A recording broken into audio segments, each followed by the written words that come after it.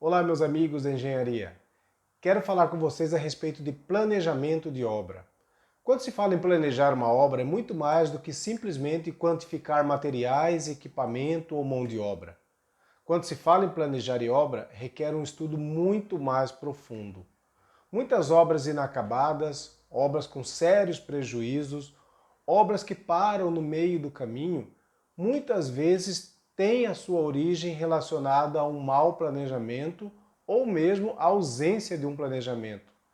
Saindo do conceito tradicional, planejar uma obra nada mais é que o engenheiro ou uma empresa que desenvolve planejamento trabalhar detalhadamente nas informações necessárias do começo ao fim da obra, ou seja, prever todas as possíveis interferências, riscos que possam acontecer ao longo da obra. Lógico, além do tradicional estudo completo do projeto, de memoriais, enfim. Eu vou trazer para vocês 15 parâmetros importantes e fundamentais na elaboração de um bom planejamento de obra. O primeiro ponto a se considerar deve ser o projeto. O projeto deve ser rico em detalhes, deve trazer todas as dimensões necessárias para que durante o processo construtivo não haja dúvidas sobre qualquer tipo de informação. Falando ainda sobre projetos, é fundamental que haja uma compatibilização entre os projetos. O que é isso? Os projetos devem conversar entre si. Os projetos devem ter uma sequência lógica de elaboração, para que não haja interferência de um sobre o outro. Por exemplo, as instalações hidráulica, elétrica, sanitária devem ser compatíveis entre si e com o projeto arquitetônico. Numa obra de infraestrutura, por exemplo, de saneamento, as redes pluviais, abastecimento de água e esgoto devem ter uma compatibilidade, a fim de que não haja um choque na locação ou na localização entre as tubulações. Uma outra informação adicional que acompanha o projeto são os memoriais de cálculo e os memoriais descritivos. Os memoriais de cálculos demonstram o real estudo da quantificação dos itens propostos dentro de uma planilha de orçamento, por exemplo, referente a um determinado projeto. Os memoriais de cálculo devem detalhar a origem das informações numéricas de um orçamento, de um projeto, enfim, de uma obra como um todo. O memorial descritivo tem a principal função de trazer os detalhes que os projetos não podem trazer. Aquelas informações adicionais, tipo especificação de um produto, marca, modelo, normativas que serão cumpridas, enfim, detalhes informativos que irá complementar todos os dados necessários para que durante o processo construtivo o construtor tenha em mãos todas as informações necessárias. Um outro ponto fundamental é o plano de ataque. Toda obra deve ter a sua organização quanto ao andamento físico, por onde começar, por onde terminar, qual o meio da execução da obra. Esse passo a passo nós chamamos de plano de ataque. Ela é fundamental para orientar a equipe sobre qual a sequência a ser realizada a obra. Obviamente, dentro de um atendimento das especificações técnicas e dentro de uma boa prática da engenharia quanto aos processos construtivos. Um outro ponto fundamental é um canteiro de obra bem organizado. Ou seja, durante o planejamento deve-se prever toda a logística dentro do canteiro, o dimensionamento do canteiro, o atendimento às NRs, as normas regulamentadoras, as de segurança do trabalho principalmente, enfim, com o intuito de que se tenha todo o espaço necessário para o armazenamento dos materiais e para que haja uma condição de toda aquela equipe administrativa destinada à administração da obra tenha a sua colocação dentro de um canteiro. Cada um tem o seu espaço para desenvolver as suas atividades organizando o seu setor. Um outro ponto de fundamental importância é a análise da produtividade da equipe. Um engenheiro, quando vai elaborar um planejamento de obra, ele deve conhecer a produção da sua equipe, a fim de que ele possa dimensionar um cronograma de forma assertiva, além da previsão correta de cada etapa do serviço. O estudo da produtividade é feito baseado na história da construtora, baseado no histórico de obras anteriores nas quais os serviços já foram realizados anteriormente. A partir de um histórico, a partir de um estudo aprofundado, é possível dimensionar qual a capacidade produtiva da equipe de acordo com o tipo de serviço. Os coeficientes de consumo dos materiais é um outro ponto importante. O engenheiro deve saber qual será o consumo dos materiais para cada tipo de serviço. Por exemplo, o concreto. Deve-se saber previamente a dosagem do concreto, a quantidade de brita, cimento, areia, enfim, os insumos necessários para a confecção do concreto.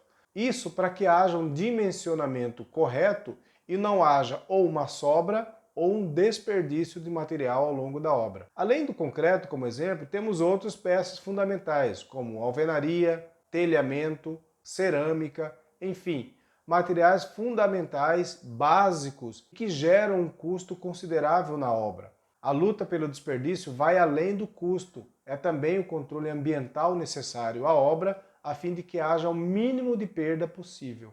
Uma vez definida a produtividade da equipe e o plano de ataque, deve-se elaborar um cronograma bem detalhado a fim de que seja um norte verdadeiro do prazo que será realizado a obra. É fundamental que se dê uma segurança ao cliente do prazo real e necessário para o cumprimento daquela meta. Isso é um ponto de referência e faz com que haja credibilidade no trabalho que está sendo realizado. Um cronograma bem elaborado é um cartão de visita fundamental para qualquer empresa e qualquer engenheiro que queira estar bem sucedido dentro do mercado de trabalho. A elaboração de um diário de obra é fundamental dentro de um canteiro. É através dela que virá as informações detalhadas de tudo o que aconteceu ao longo da obra. São anotações de chuva, quantidade de profissionais, a produção da equipe, o número de funcionários, enfim. É fundamental que haja o hábito de se elaborar um diário de obra, como forma de documentar todo o acontecimento, até para o entendimento do andamento físico da obra, na porventura da necessidade de um atraso por alguma eventualidade.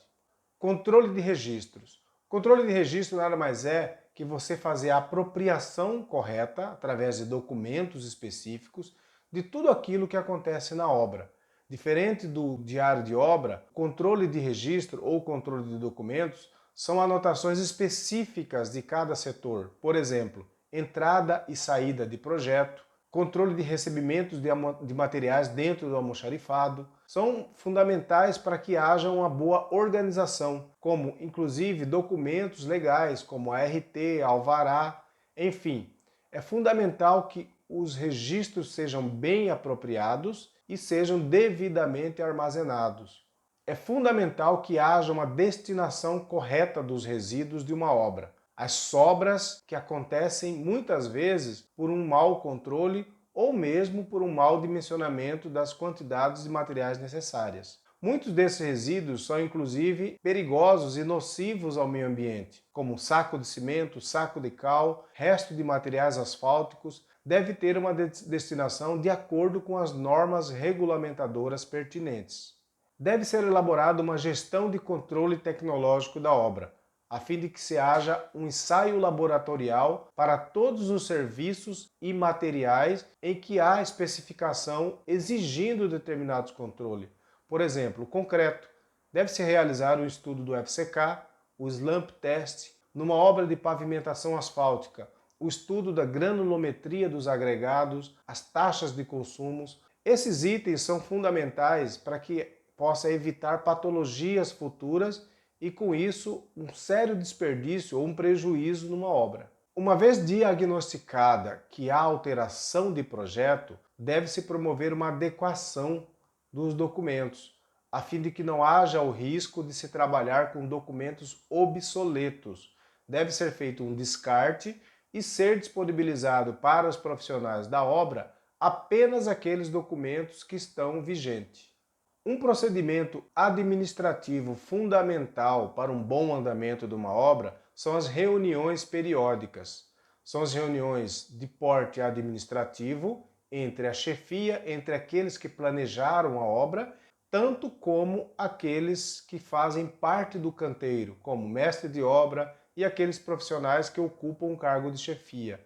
É importante o alinhamento entre a produtividade, o cumprimento de metas, a quantidade de profissionais, a ocorrência de desperdício, enfim, deve ser realinhado possíveis interferências ao longo da obra, como, por exemplo, um cronograma atrasado ou algum tipo de serviço que tenha saído da especificação. Essas reuniões são estratégicas e devem ser estabelecidas um prazo específico para que haja uma rotina de cumprimento de obrigações. Um grande abraço a todos, até o próximo vídeo.